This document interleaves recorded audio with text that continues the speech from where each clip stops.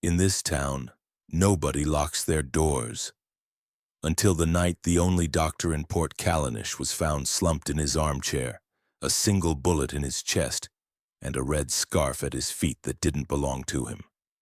Dr. Malcon Fraser, the port's only physician, always in a worn black coat, a small leather notebook in his pocket, and a silver pocket watch he checked more often than he smiled. He knew every face in town, and every ailment, physical or otherwise. Some said he helped people, others whispered he used what he knew to control them. November 17th. Rain hammered the windows like a drum. In his house at the far end of the pier, Malcolm hosted 6 guests. The table, lit by tall candles, was set with smoked salmon, dark rye bread, and amber whiskey. Laughter was forced, the kind that hides something. Eyes darted across the table, hands trembled as they poured wine.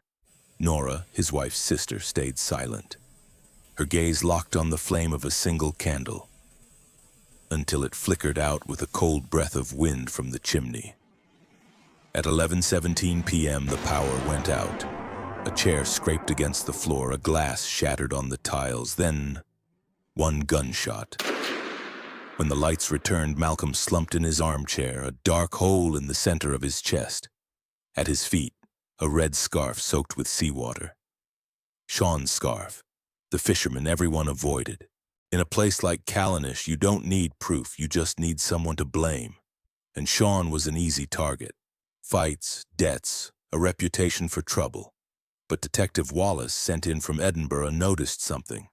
The gunpowder on Malcolm's hand didn't match the pattern of a close-range shot. And that scarf? It had been carefully folded before it was tossed on the floor.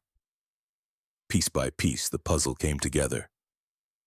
Witnesses recalled a shadow staying in the corner when the shot rang out, and the faint scent of lavender lingering above the smell of whiskey and smoke. Lavender belonged to Lora. She had loved Malcolm since she was 15, swallowing the pain when he married her sister. That night, after one insult too many, she pulled the trigger.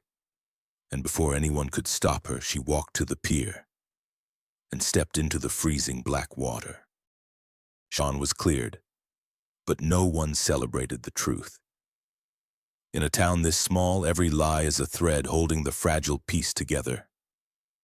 Wallace would wonder for years if pulling that thread was the right thing to do. And you, in a place where silence can protect more than justice, would you have spoken up?